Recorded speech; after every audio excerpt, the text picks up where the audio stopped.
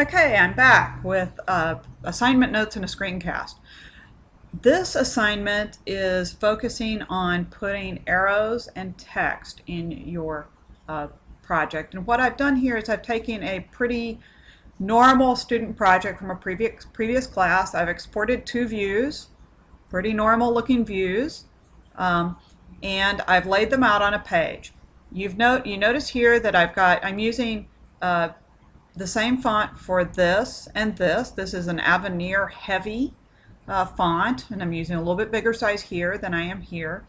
And then I'm using just a plain Arial here because it's a little bit lighter, but it's very similar in style, so it works with it. And this is a little bit smaller still. Now I'm going to tell you what some of my biases are. One of my biases is that you almost can't make text too small. I really believe that the focus of any presentation page should be the images that are on the page, not the text and not the titles. And so you notice that everything, the way that the text works here is very understated as a result of that bias. Some people think differently. But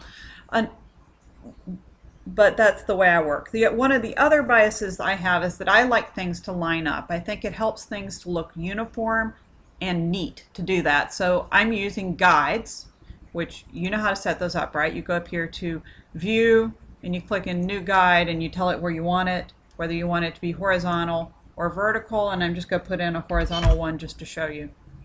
Where'd it go? Oh, it's up there. And if you don't like where it's placed, you can always move it. But that's the principle of the thing. So what we're going to talk about right now is we're going to talk about our friends, arrows. You use arrows by using this tool here, which looks like a line on your toolbar. It's really the shape tool. Under it you can find the rectangle, the rounded rectangle, the ellipse, and the polygon. This looks a little bit different in CS6. I'm still using CS5. I need to update. What it does in CS6 is it gives you a whole menu up here of all kinds of different shapes that you can draw. For our purposes, we're going to use the line. Now then, when you come up here, once again, it's going to give you a slightly different set of interfaces, but what we want is we want an arrow, and then we can define the size of the arrow. It comes with the default of an arrow that size, which is obviously huge. Different people have different taste. Once again, my taste is that the arrowhead should be fairly small, and I usually try to make it about the same size as my text. And so knowing that,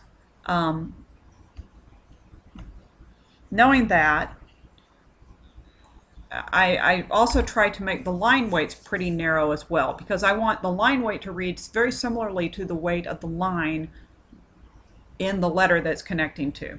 So there's a little bit of experimentation that has to go on here, unless you just happen to have all of the line widths for all of the fonts that you use memorized. I do not. I don't expect that you do either. So I'm going to start with the notion that the weight for my line should be 0.1 millimeter. And it says, oh, you can't do that. So it's giving me the minimum.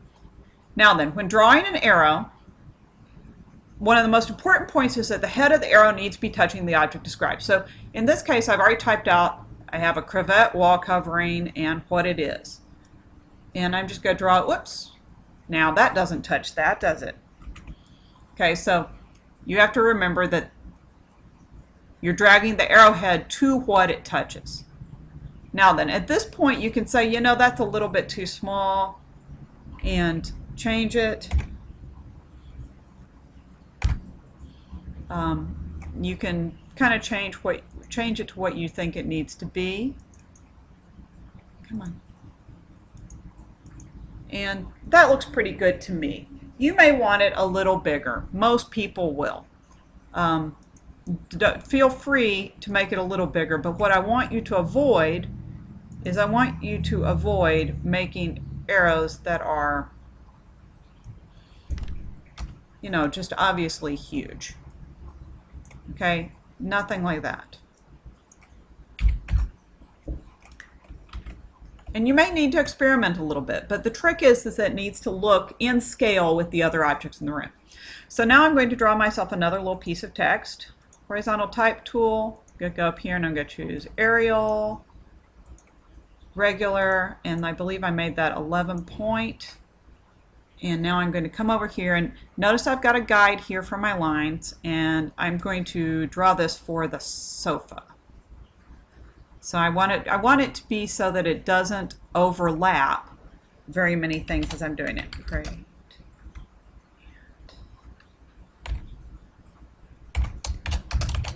And so another bias I have about text is that it should describe the object in pretty literal terms. Now, in this case, I'm typing out the manufacturer's name and what this object is, okay, and what color the upholstery is. Okay. In other cases, like for example, if this was the client's existing sofa that you're just putting new fabric on, you would say existing sofa, new upholstery, and then give the upholstery. Other design professors might want you to say something like striped carpet to help with acoustics, or paintings of nature to bring the outside in, or something like that. So you really kind of have to have a feel for what you need to tell your professor when you're doing this. Okay, so I've drawn that, and now I'm going to come back and use my, I'm going to come back and actually get my line tool back, and I'm going to draw my arrow from my text. And notice I'm trying to bring the arrow from about the same point in relationship to my text. Oops, I forgot to change the size. So I'm going to undo it, and I'm going to change this to 0.53 millimeters, and then I'm going to try it again. Now also, when I'm placing my arrow, not only is it touching the object in question, I'm also trying to make sure that it's touching an area of the object in question that is light enough that it can be seen. So I didn't draw the arrow here to the dark part of the wall, I drew it to the light part of the wall, and the same thing with the sofa. Now down here we have a little bit different problem, don't we? Because if I try to draw my arrows from all the way over here, it's going to be crazy. So what I'm going to do first is I'm going to say, okay, this is about 1/4 inch from that, and this is at about 6 1/8 inches, so I'm going to draw myself a new guide. I want a vertical guide, and I want it at 6 1/8 plus 1/4 would be 6 3/8 inches. So that's exactly where I want that. And this is about 1.5 inches wide, and so I want my next guide to be about 1.5 inches over. And so I am going to go back up here to View, grab New Guide, and I'm going to say, okay, 6 3/8 plus 1.5 inches is 6 7/8 plus 1 inch, 7 7/8. Okay, so now then I've got my guides laid out for my new text, and so I'm going to do my new text. Once again, I need to think about what I'm describing as I'm doing this. I think I want to describe the floor, and here's a nice piece of floor for me to describe. Okay, so we're going to say striped carpet. Actually, we're going to do this. I don't know what the exact spec on this is. Shaw, carpet, Berber, stripe, color, latte. You'll have the actual specs for your stuff. So then you go get your arrow, and you draw your arrow. What else should I describe? I think you get the idea here, but the notion is that you try to create a sense of balance about things. Now, obviously, this page has a big white space over here. If I had been thinking a little better, I might have made some image other than a plan, but I wanted to show you how to deal with different spacing on things. And that's what I've got for you.